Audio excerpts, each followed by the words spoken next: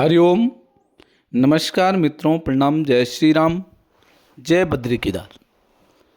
मित्रों, एक बार पुनः आपका स्वागत कर रहा हूं अपने इस ज्योतिष कार्यक्रम में, जहां पर कि मैं आपको ज्योतिष से संबंधित, आध्यात्म से संबंधित छोटी छोटी और महत्वपूर्ण जानकारियां उपलब्ध कराता हूं।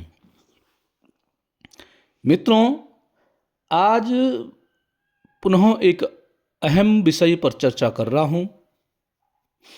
वो है संबंध विच्छेद, अर्थात तलाक जैसे विषय पर मैं आज आपको गंभीरता से या विस्तार से वार्तालाप करूंगा। वीडियो प्रारंभ करूं इससे पहले आपसे अनुरोध है, यदि आपने अभी तक चैनल को सब्सक्राइब नहीं किया है तो चैनल को सब्सक्राइब जरूर करें। वीडियो को अंत तक देखें और यदि आपको ठीक लगती है तो वीडियो को शेयर भी जरूर करें। साथ साथ में मित्रों लाइक और कमेंट भी अवश्य करें।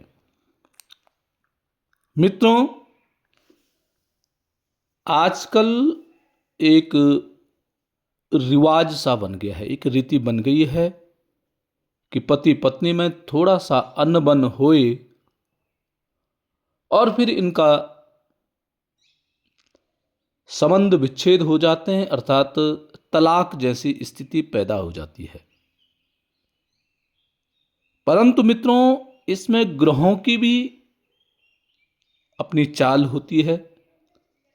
ग्रह भी ऐसी स्थिति में आते हैं कि जहां पर कि व्यक्ति सोचना समझना उसका बंद हो जाता है। वह कुछ समझ ही नहीं पाता है क्या करना है, न कोई उनको सलाह देने वाला होता है।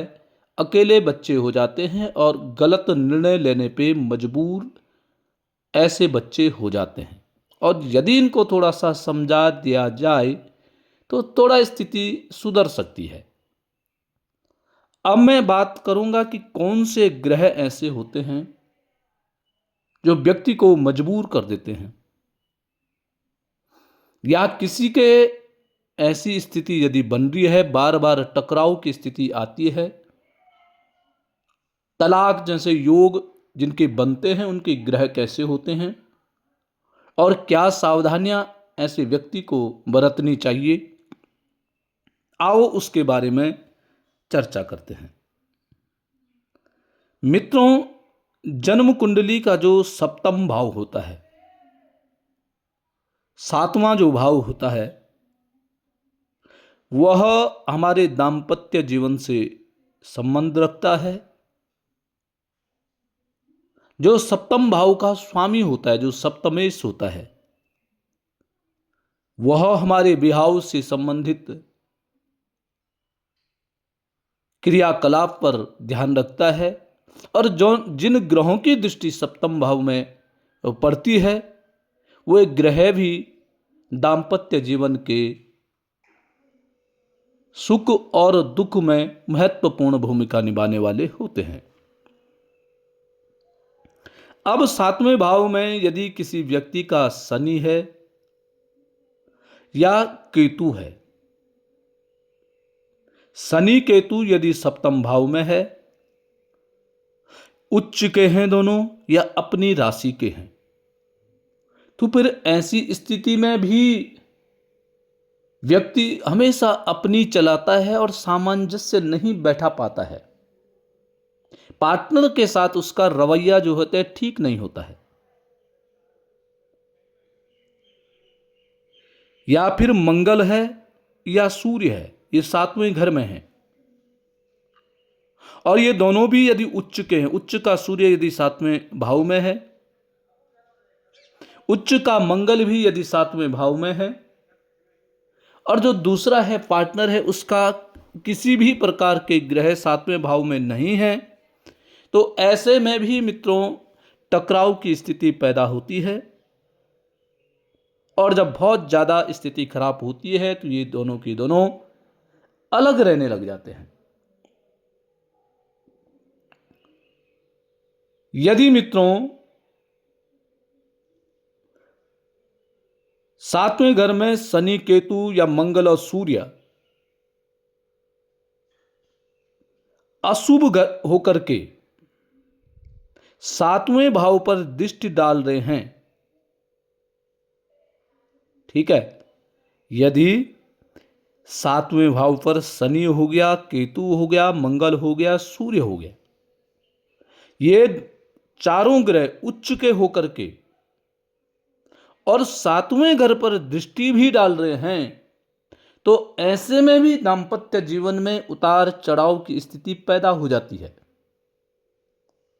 व्यक्ति समझ नहीं पाता है, सोच नहीं पाता है कि मुझे क्या करना चाहिए, क्या नहीं करना चाहिए।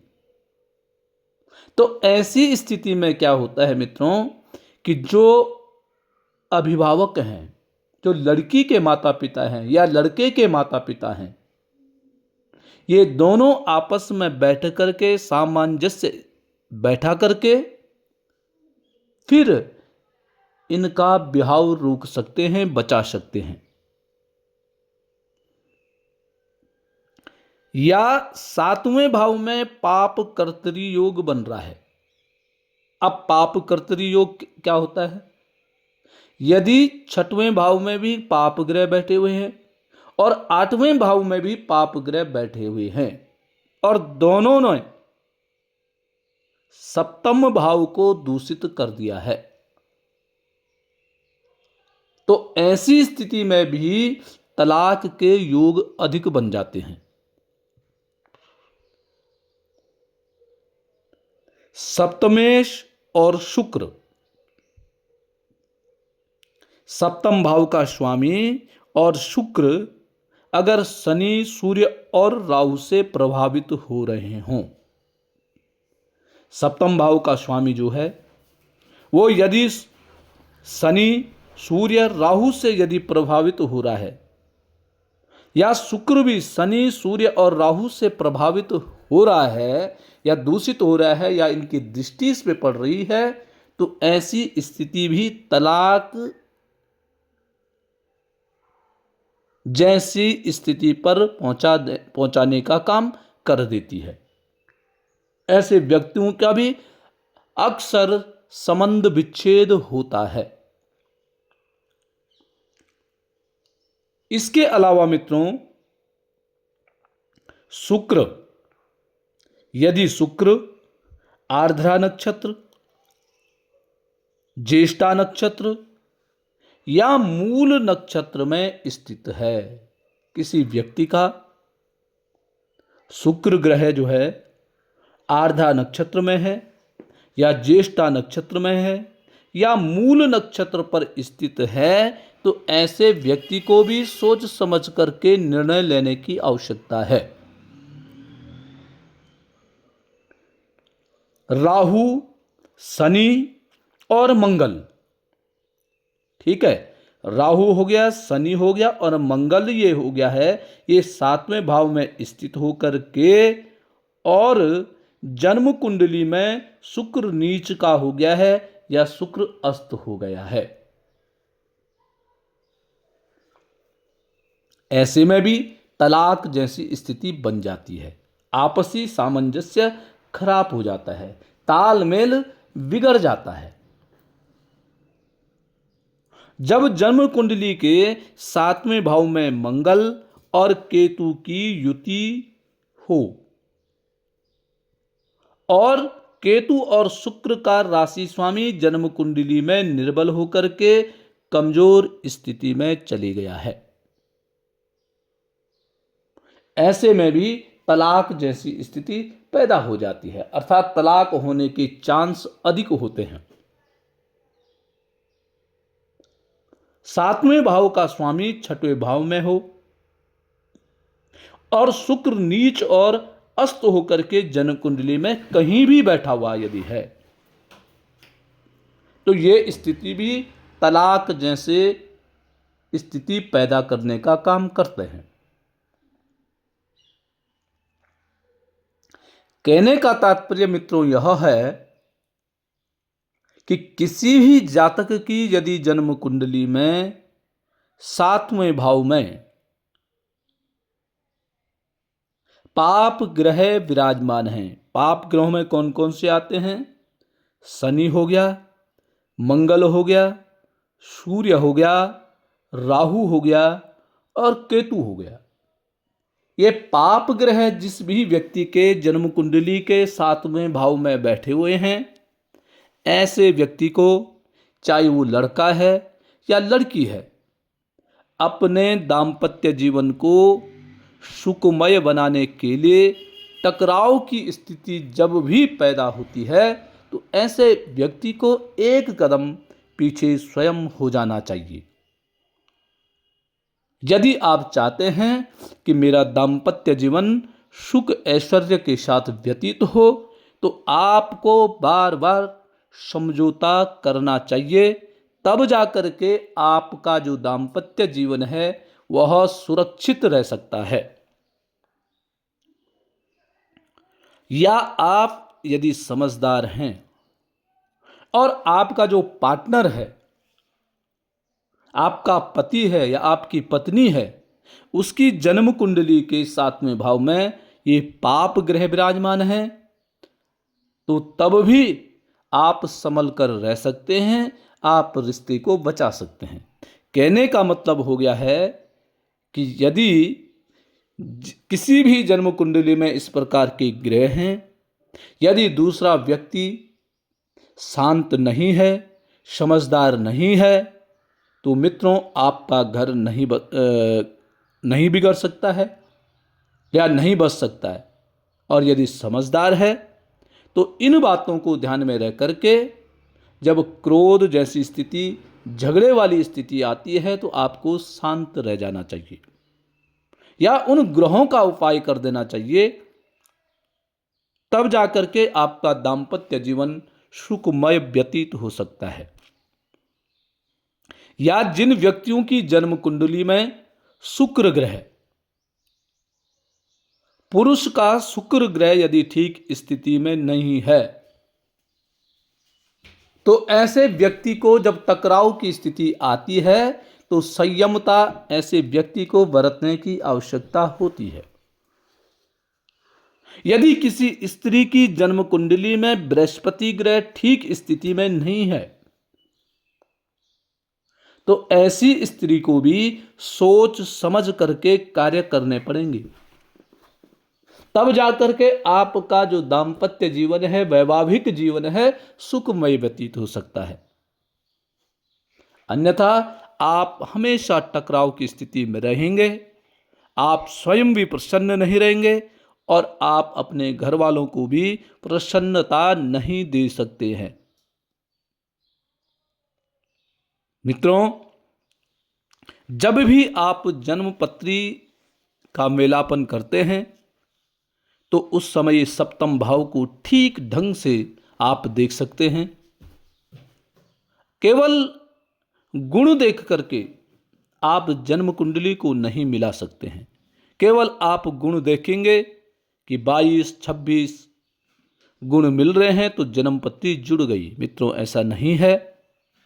जन्मपत्री में ग्रहों की मैत्री बहुत आवश्यक है, क्योंकि और आजकल बहुत अधिक है, क्योंकि आजकल जो समाज है, आजकल के जो नए नए बच्चे हैं, उनमें सहन शक्ति कम है, वह सहन नहीं कर पाते हैं। उनको यह ज्ञान भी नहीं होता है कि यदि हम अलग अलग हो रहे हैं हमारे जीवन पे क्या असर पड़ेगा, हमारे माँ बापों पर क्या असर पड़ेगा। इस चीज़ का उनको तनिक भी, थोड़ा भी ज्ञान नहीं होता है।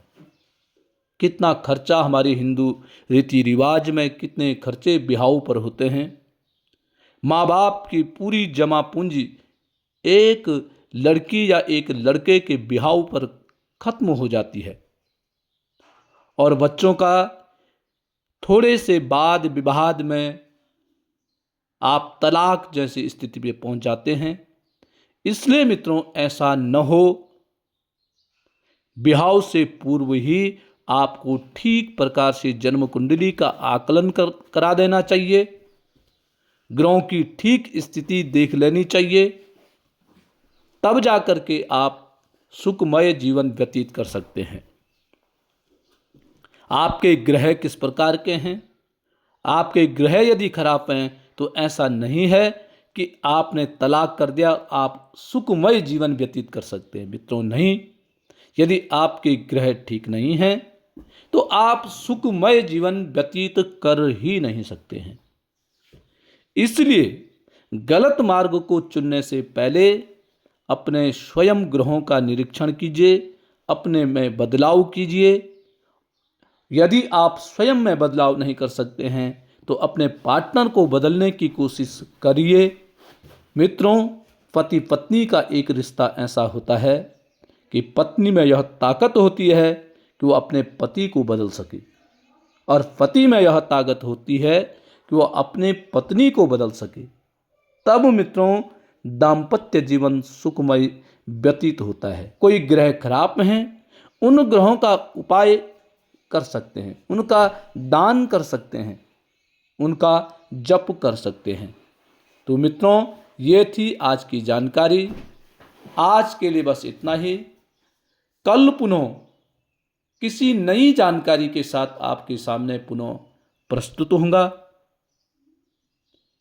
वीडियो को मित्रों अधिक से अधिक शेयर करें, उन व्यक्तियों को जरूर पहुंचाएं जिनके दाम्पत्य जीवन ऐसी स्थिति पर खड़ा हो रखा हो। आप जरूर मनन करें, बार बार इस वीडियो को सुनें, बार बार अपने ग्रहों का आकलन करें या करवाएं, तब जाकर के आप ठीक स्थिति में पहुंच सकते हैं।